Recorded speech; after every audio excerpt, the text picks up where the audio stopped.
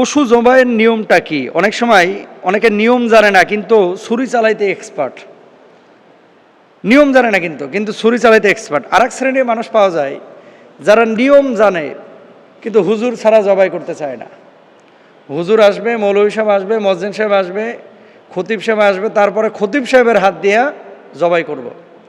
বাংলাদেশে এটা একটা ভুল পদ্ধতি। নবীজি সাল্লাল্লাহু আলাইহি ওয়াসাল্লাম হাদিসটা শুনেন। আল্লাহ রাসূল সাল্লাল্লাহু আলাইহি ওয়াসাল্লাম সবসময় নিজের কোরবানি নিজে দেওয়ার চেষ্টা করতেন, মানে নিজের পশুটাকে নিজেই জবাই করতেন। আর আমরা তো উট দিই, অনেকে গরু দিই, মহিষ দিই। নবীজি সাধারণত ওই যে দুম্বা বা ছাগল প্রকৃতির পশুই বেশি কোরবানি করতেন। দুইটা দিতেন, একটা নিজের পক্ষ থেকে আর একটা সমগ্র উম্মতের পক্ষ থেকে। তো নিজের পশু নিজে জবাই করাটা এটা হচ্ছে উত্তম। সমস্যা যেটা দাঁড়ায় যে হুজুর কি দোয়া পড়বো, এই দোয়া তো আমরা জানি না।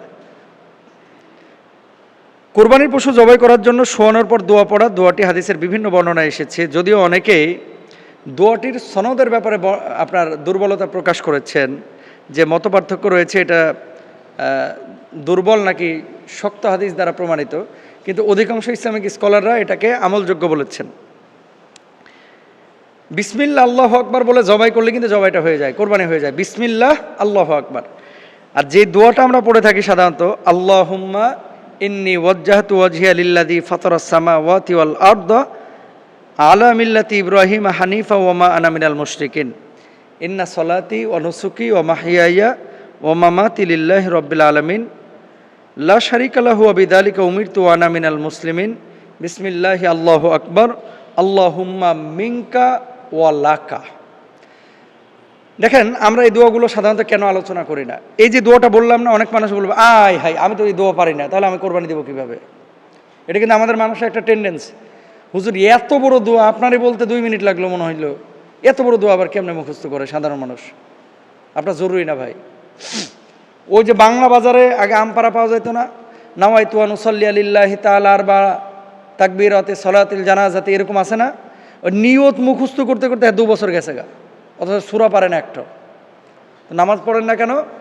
নিয়ত পারি না তাই নামাজ পারি না, নামাজ পড়ি না।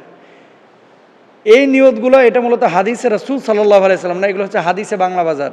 এই বাংলা বাজারের লোকজন এটা বানাইছে, নবীজি বানান নাই। নবীজির ভাষা ছিল আরবি, এই জন্য আরবিতে নিয়ত করেছে। আপনার ভাষা বাংলা, আপনি বাংলায় নিয়ত করেন, সমস্যা নাই তো। আর বিসমিল্লাহ আল্লাহু আকবার এটা যদি কোনো মুসলমান এতটুকু বলতে না পারে, ও জানতে হবে ও মুসলমান কিনা সন্দেহ আছে। বিসমিল্লাহ এই কথাটা বলা কি আহামরি কঠিন কোনো কাজ? বিসমিল্লাহ আল্লাহু আকবার এই বলে আপনি ছুরি চালায় দিলেন, জবাই হয়ে যাবে। এবার আসেন, কাটবেন আসলে কোন জায়গায়? গরুটাকে শোয়ানোর পরে বা ছাগলটাকে শোয়ানোর পরে দেখবেন এখানে একটা উঁচু জায়গা তৈরি হয় এই গলার ওপরে। ছুরিটা এই বরাবর চালাবেন। মূলত রগ কাটতে হয় কয়টা? 1 নাম্বার খাদ্যনালী, 2 নাম্বার শ্বাসনালী, 2টা রগ কাটলেন। আর 2টা রগ আছে এই যে ঘাড়ের পাশ দিয়ে, এই 2টা রগ কাটতে হয়। এই 4টা রগ যদি আপনি কাটে ফেলান, গরুটা কোরবানি হয়ে যাবে। আমাদের কসাইরা যেটা করে, রগের চাইতে তারা বেশি প্রায়োরিটি দেয় যে কীভাবে পোষায় তাড়াতাড়ি রক্তটা বাইর করবে। এটা জায়েজ নাই, কিন্তু এটা মাকরু। এটা আপনারা খেয়াল করবেন সবাই। মানে কসাইয়ের তো টাইম অনেক দাম আজকে, কারণ একাই 8টা গরু বানাইবে সারাদিনে। এই জন্য ও এটারে মনে করতেছে ফেসবুক থেকে ডাউনলোড করে খালি জবাই করে দিতেছে, এরকম অবস্থা। মানে কতক্ষণে এটারে মাইরা ফেলা যায়, এটা সম্পূর্ণরূপে নাজায়েজ কাজ, এটা করতে দেবেন না। আপনি 2 লাখ টাকা দিয়ে পশু কিনলেন, এই পশুটা সম্পূর্ণ সুন্নাহ মোতাবেক আপনি জবাই করবেন। পারলে নিজে জবাই করবেন, কসাইদেরকে বলবেন তোরা ধর। এরপরে যদি কসাইরা না পারে, আপনি নিজে নিজে জবাই করেন, মানে আপনি নিজে করবেন, এটাই উত্তম। মানে কসাইদের এই সুযোগটা দিবেন না যে পোচানো খোঁচানো, এটা কিন্তু জায়েজ নাই ভাই, এটা মাকরু। প্রচুর কষ্ট হয় গরুর, রক্তটা যাতে করে বাইর হয়ে যায় এই জন্য এই কাজ করে। এরপর আসেন, ঢাকা মেডিকেলে আপনারা জানেন হয়তো বা যে কোরবানির দিন কিন্তু ছুটি বন্ধ, আপনারা নিশ্চয়ই জানেন এটা। কেন? রোজার ঈদে হয় হুন্ডা অ্যাক্সিডেন্ট, আর কোরবানি ঈদে হুন্ডা অ্যাক্সিডেন্ট তো আছেই।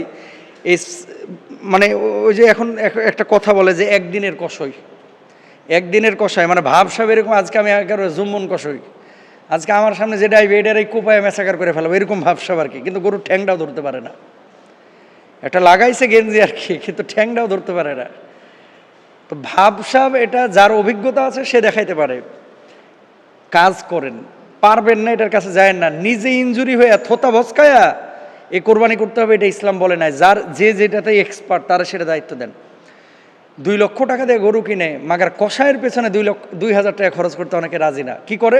ওখান থেকে 2টা রিক্সাওয়ালা ধরে নিয়ে আসে, আরেক জায়গা থেকে মনে করেন 2টা ফকির ফাকরা ধরে নিয়ে আসে, মনে করে যে কোনো মতে একটু হুতায় ফেললেই তো হইল। এরপরে সমস্ত দোষ হুজুরের। হুজুর জবাই দিছে, এরা মাথা ছাইড়ে দিছে, গরু উঠে দিছে দৌড়, পুরো প্রক্রিয়াটা আপনি অশুদ্ধ করে ফেললেন। এই জন্য বি কেয়ারফুল। আর একদিনেই কেন কোরবানি দিতে হবে আপনাদের বলেন তো? আমাদের বাংলাদেশে একটা মানুষের টেন্ডেন্সি হচ্ছে আজকেই কোরবানি দিতে হবে। কোরবানি দেওয়া যায় 3 দিন। কষায় পাচ্ছেন না, কালকে দেন সকালে, সমস্যা কোথায়? পরের দিনও কষায় সিরিয়াল পাইলেন না, তারপরের দিন দেন। হ্যাঁ, উত্তম হচ্ছে কোরবানিটাকে কোরবানির দিন, মানে এই যে যেদিন নামাজ পড়ি সেদিন দেওয়াটা উত্তম, কিন্তু সুযোগ তো আছে ইসলামে, সেদিন দেন, সমস্যা নাই। হুজুর দিয়া খতিব দিয়া জবাই করায়, পাশের বাড়ির চাচারে দিয়ে জবাই করায়, কষাইরে টাকা দেয় 5,000, কিন্তু যিনি জবাই করলে এরা 200 টাকা দিতে চায় না। কেউ যদি জোর করে এরকম পারিশ্রমিক দাবি করে, তাকে পারিশ্রমিক দিতে হবে আপনার, কষাইকে যেমন দেওয়া লাগে এই জবাইয়ের জন্য। যদি না দেন আপনার কোরবানি অশুদ্ধ হয়ে যাওয়ার সম্ভাবনা আছে। তো জবাইয়ের ক্ষেত্রে কি দোয়া পড়বো, কোন রগগুলো কাটবো আমরা মোটামুটি জানলাম। আর ছুরিটাকে ভালোভাবে ধারিয়ে আমরা তারপরে জবাই করার চেষ্টা করবো। আল্লাহ তৌফিক দান করুন।